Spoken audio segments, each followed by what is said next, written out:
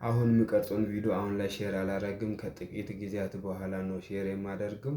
እና አሁን ምን መሰላችሁ በስራ ምክንያት ወጣ ብዬ ነበረ እና እዚሁ ከተማ ነው ግን ሌላ ቦታ ነው የሄድኩት። ለስድስት ወራት በስራ ምክንያት ሌላ ቦታ ቆይቻለሁኝ እና እዛ ቦታ ላይ በተለያየ ሱስ ውስጥ ያሉ ልጆችን አግኝቻቸዋለሁ። በአካል የማግኘት እድል አግኝቻለሁኝ። ምክንያቱም የእግዚአብሔር ስራ ይመስለኛል። እግዚአብሔር በእኔ ወደፊት ሊሰራ ያሰበውን ነገር በአካል ሄጄ እንዳይ እንድቃኝ ነው እድል የሰጠኝ። እኔም ሀሳቤ ያ ነው። በሱስ ውስጥ ያሉ ልጆችን ወደ እውነታ፣ ወደ እግዚአብሔር፣ ወደ ዘላለም መንግስት እንዲመጡ መንገድ ማበጀት፣ እግዚአብሔር የሰጠንን ያንን መንገድ ማሳየት ነው አላማዬ። እና ያንን ለማሳካት እግዚአብሔር ቀድሞ በእኔ ሊሰራ ያሰበውን ለማሳካት ስለፈለገ በአካል ሄጄ እንዳገኝ፣ እንዳወራ፣ ልጆችን እንዳገኛቸው፣ እንዳወራቸው፣ ምን ሁኔታቸውን እንድረዳ ብዙ ነገር ሪሰርች እንዳደርግ እድል ፈጥሮልኛል። እግዚአብሔር የተመሰገነ ይሁን። እና በዛ ምክንያት ብዙ ልጆችን አግኝቻቸዋለሁኝ። በስራ ኬዝ አንድ ላይ እንሆናለን። አንድ ላይ እስከ ማደር ያው ከወንዶች ጋር አንድ ላይ ነው የምናድረው እና አብዛኛዎቹ ሁሉም በሚባል ደረጃ በጣም በሱስ የተበላሹ ናቸው። እነዛን ልጆች ሳገኝ ሁሌ እመክራቸዋለሁ ወደ እግዚአብሔር እንዲመጡ፣ እንዲጠጉ፣ ያ መጥፎ ሱስ እንደሚጎዳቸው፣ የሰይጣን ስራ እንደሆነ፣ ሰይጣን እነሱን ለማጥፋት የተጠቀመ ነገር እንደሆነ እነግራቸው እና በጣም ያከብሩኛል፣ ይወዱኛል። በቃ ለየት ያለ ቦታ አላቸው ለኔ። እና ወንዶቹ ብቻ አይደለም ሴቶችንም አገኛቸዋለሁ አንዳንዴ እና ሳገኛቸው ሁሉንም በቃ ባገኘው አጋጣሚ ሁሉ መምከር ነው ስራዬ። እመክራቸዋለሁ ሴቶችንም ወደ ትክክለኛ ህይወት እንዲመለሱ፣ እንዳይታለሉ፣ ምናልባት ከቤተሰባቸው ተለይቶ ስለመጡ ማንም አይን ምናምን ብሎ መጥፎ ነገር እንዳያደርጉ፣ አባታቸውን እግዚአብሔር እንዳያሳዝኑ ብዙ ነገር ይላቸዋል።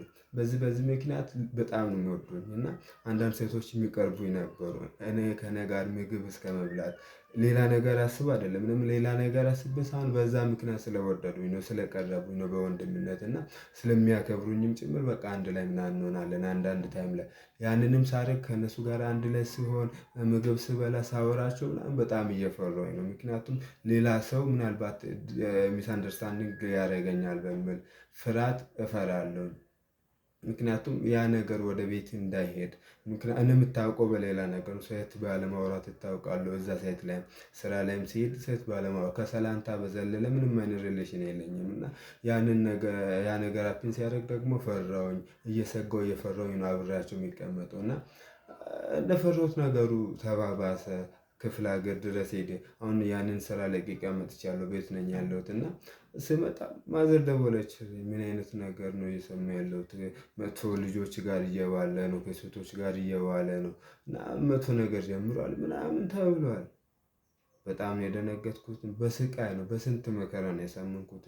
ማዘር ታምነኛለች ምናምን እና ነገር ግን ሁኔታው በተቃራኒ ነው። እኔም ምሁር ምናልባት ቅድምም ብያቸዋለሁ እግዚአብሔር ወደፊት የሚሰራውን ነገር ነው በአካል እጅ አየሁትኝ እና ብዙ ነገር እያጠናሁ ነበር። እኔ ራሱ እግዚአብሔርን እያመሰገንኩ ወደፊት በምን አይነት መልኩ መምከር እንዳለብኝ፣ በምን አይነት መልኩ እነዚህን ልጆች ወደ ፈጣሪ ማምጣት እንዳለብኝ እያሰብኩ እያሰላሰልኩ ከፈጣሪ ጋር እየጸለይኩኝ ለእነሱም ጭምር እየጸለይኩ አንዳንድ ልጆች እንደውም አሉ እኔ መክሬያቸው እርምጃቸውን የቀነሱ፣ ሱሳቸውን የቀነሱ፣ ለማቆምም የወሰኑ ምናልባት ኢንቫይሮንመንቱ ምቹ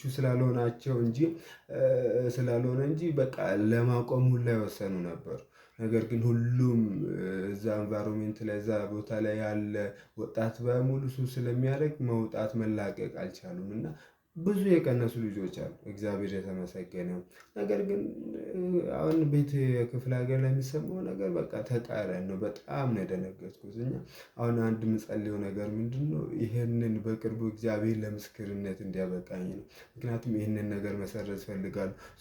መጥፎ ነገር ስለተናገረ ያላረኩትን አደረገ ተብሎ ስለተነገረ ስለተወራ ምናምን ፈርቼ አይደለም። የእግዚአብሔር ስም በእኔ እንዳይሰደብ እፈራለሁ። የእግዚአብሔር ስም በእኔ በመጥፎ ነገር እንዳይነሳ፣ እንዳይሰደብ፣ በከንቱም ቢሆን በመጥፎ ነገር እንዳይነሳ ስለምሰጋና ሁለተኛ ደግሞ ቤተሰቦች ፋሚሊ በቃ እንዳያስቡ ነው የምፈራው እንጂ ሌላ ነገር አይደለም። ምንም አያሳስበኝም። እንደውም የነሱ መጥፎ ነገር አመለካከታቸው እኔን ሁኔታ ያለሁበትን ነገር በመጥፎ ነገር መተርጎማቸው ምናምን ለእኔ ኤነርጂ ነው ነኝ ሞር ወደ እግዚአብሔር እንድጠጋ እግዚአብሔርን እንዳምን በእግዚአብሔር ላይ እንድደገፍ ሞር እንድጸልይ ወደ እሱ እንድጠጋ ቀኔ እንድፈጥን እንድጸልይ ነው ያደረጉኝ እንጂ ምንም እኔ ላይ ሀፕን ያደረገ መጥፎ ነገር የለም። ምንም የሚሰማኝ ነገር የለም። ምንም ወደኋላ እንዳፈገፍግ ምንም አያደርገኝም። ግን አንድ ነገር ተረዳሁ። ምንም በጣም ትልቅ ነገር የተረዳሁት ምን መሰላችሁ? ሰይጣን እንደዚህ አይነት ነገር እንዲፈጠር ሲያደርግ በሰዎች አእምሮ ውስጥ የማይሆን ነገር ሲያስቀምጥ ምንድነው ሀሳቡ? እኔ ተናድጄ ነገር ሲሰማ ሰው ለምን እንደዚህ አለ፣ ለምን እንደዚህ ሆነ ነገሩ ምናምን ብዬ ተናድጄ በእግዚአብሔርም ተስፋ ቆርጬ ምናምን በቃ ወደ ሀሳቡ እንዲገባ ነው ሀሳብ እና እግዚአብሔር ወደፊት ያሰበው ነገር እንዲከሽፍ እንዳይሳካ ነበር ሀሳቡ። እኔ ግን ተስፋ አልቆርጥም። አሁንም ያለሁበትን ነገር ይዤ ወደፊት እቀጥላለሁ። እግዚአብሔር ነገ ለምስክር ያበቃኛል አምናለሁ። ታንኪዩ